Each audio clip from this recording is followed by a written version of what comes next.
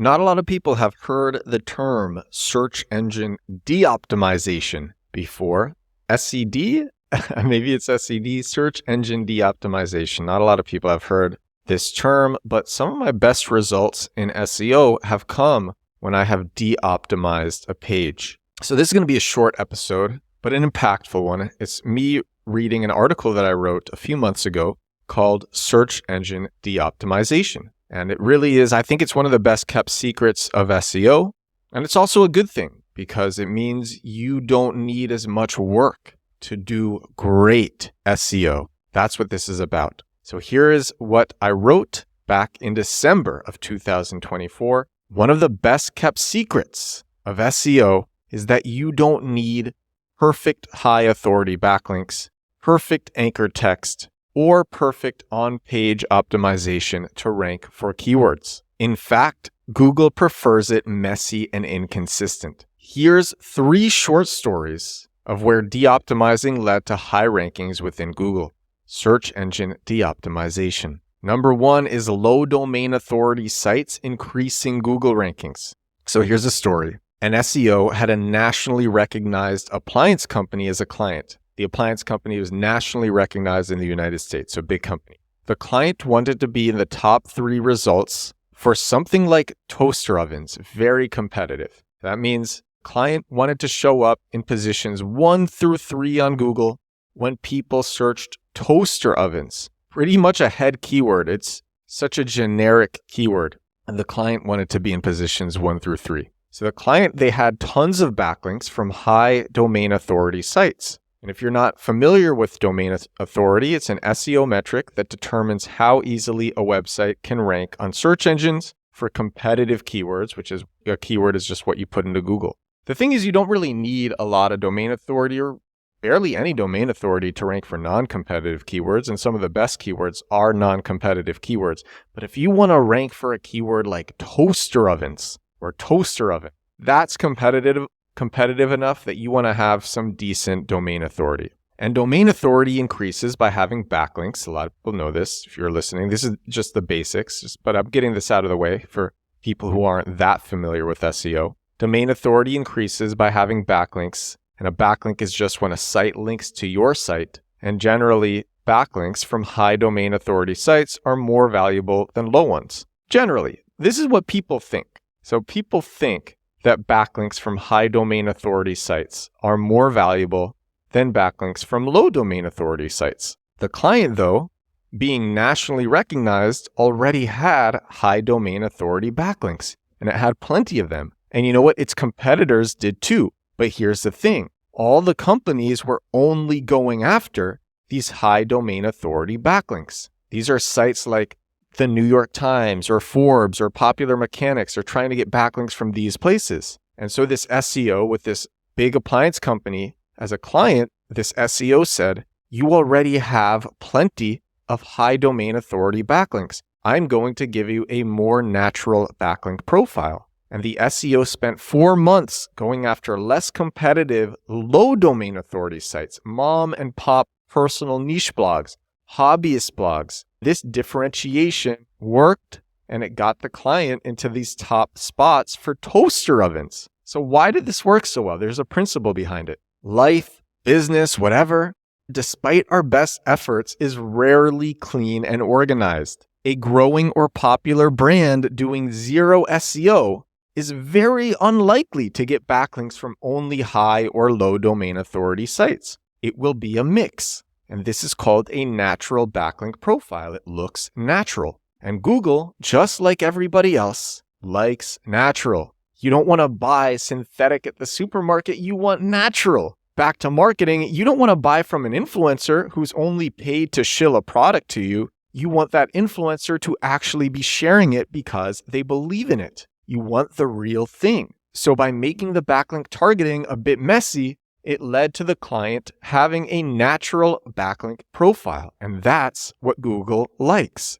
Really, just think about it for a second. If you're popping off, if you're going viral, you're going to be shared in lots of different websites, high authority sites and low authority sites, sites all over the place. And that's natural. You're not just going to have one type of backlink. And Google, from its decades of doing SEO with the best developers in the world, is very adept at discerning a natural backlink profile from an unnatural backlink profile. And an unnatural backlink profile seems like one that is gamed by SEO, manipulated. And Google wants to rank websites based on merit, not based on manipulation. So that's the principle behind it. Number 2 is removing keywords from a page to rank for the removed keywords. And this is one of my favorite things. And if I have a page where I'm targeting a keyword and that page isn't ranking for that keyword, that's one of the first things that I look at. Did I over-optimize the page for the keyword? So typically, you want to have your target keyword in the page title, the meta description, the URL, the top heading, which is called the H1, and the first sentence. This tells searchers arriving on the page that this page is for them. If you're searching NYC piano repair services and you come across a page that has NYC piano repair services in its page title, meta description, URL, top heading, and first sentence, which are all the areas that are visible to the searcher, then you're going to know that this page is for you. But if you use the keyword, especially if it's a longer keyword, if you use it too much, you will over-optimize. So this isn't quite the case for shorter keywords, but if it's a longer keyword, you see this so often, it seems unnatural. And I did that actually. It was a few years ago. Like I said, I was looking at why some of my pages were not ranking, whereas others were. And I noticed the pages that were not ranking had 2 to 4 too many uses of my keyword. I had been using it in the aforementioned places, page title, meta description, URL, H1 for sentence, but also I used it in the alt text, or I used it too many times in the body text. So what did I do? I removed a few occurrences from the body text or from the alt text. Sometimes I even replaced the keyword in the meta description or first sentence with a slight variation. An example might be, instead of the keyword, if the keyword is NYC piano repair services, maybe I would use piano repair services in NYC. And most of the time, my previously over-optimized pages began ranking after this. The principle, this is so important to understand. If you have a long keyword that you are targeting, and you use that long keyword in the places that I mentioned, page title, meta description, URL, H1 first sentence, but then you use that long keyword throughout the page, you are going to over-optimize. It's going to be unnatural. It's going to seem unnatural. You really just need the long keyword in the places that I mentioned, and then you can use variations of it throughout the page. This is really a common thing. I see it all the time. And the final one is targeting generic anchor text to rank better. If you don't know, anchor text is just what shows over a link. If I link to my SEO articles and I say my SEO articles, the anchor text is my SEO articles, and that hyperlinks to my articles. Anyway, typically anchor text, that is your page's targeted keyword, is most valuable.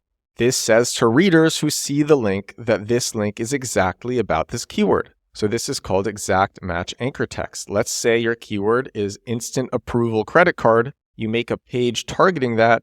Now you want to have tons of backlinks with the anchor text, instant approval credit card. Or at least this is what people think. The same SEO from the first story that I shared with the high domain authority sites had a medium-sized credit card company as a client. The major competitors were doing the same backlink strategy. They were mostly going after these exact match anchor text backlinks. This SEO with a credit card company, though, differentiated the strategy. So it had the client going after mostly generic anchor text like click here or alternatives or this brand, this website, info, etc. Like these are the anchor text that it was going after. This is a generic anchor text. So the target keyword, instead of being the anchor text, it was placed next to the generic anchor text. And this looked natural. So the SEO ran this link building campaign for, as with the previous client, 4 months. The keyword was purchase intent, high volume, and in the 90th percentile of difficulty. The natural link building campaign worked and the client got to where they wanted to be. And by the way, if you want to learn more about what a natural backlink profile looks like when it comes to anchor text, episode 617 of this podcast, I share literally the exact ratio of what you want. So like how many backlinks should be plain URL? How many backlinks should be exact match? How many should be brand anchors? How many should be title anchors? How many should be generic anchor text? How many should be LSI anchors? And that's in episode 617 of this podcast. It's called Anchor Text Ratios, Exact Match, Partial Match, Naked URL, Brand Title, Generic, and more. So my article ends and I say de-optimize. When you target searchers and not search engines, you realize how important de-optimization is. Over-optimization is spammy. Searchers don't want the spam. They want grass-fed, free-range, non-GMO, no artificial preservatives, all that stuff. Whether it's on-page optimization, on-site, or link building, it's typically best to de-optimize, have variety, and appear natural. And now you know what search engine de-optimization means. The link for this article will be in the description for this episode of the show. And this is episode 628 of my daily digital marketing show, 628 days in a row doing this podcast. Thank you so much for watching. Thank you so much for listening. I will talk to you again tomorrow. Bye now.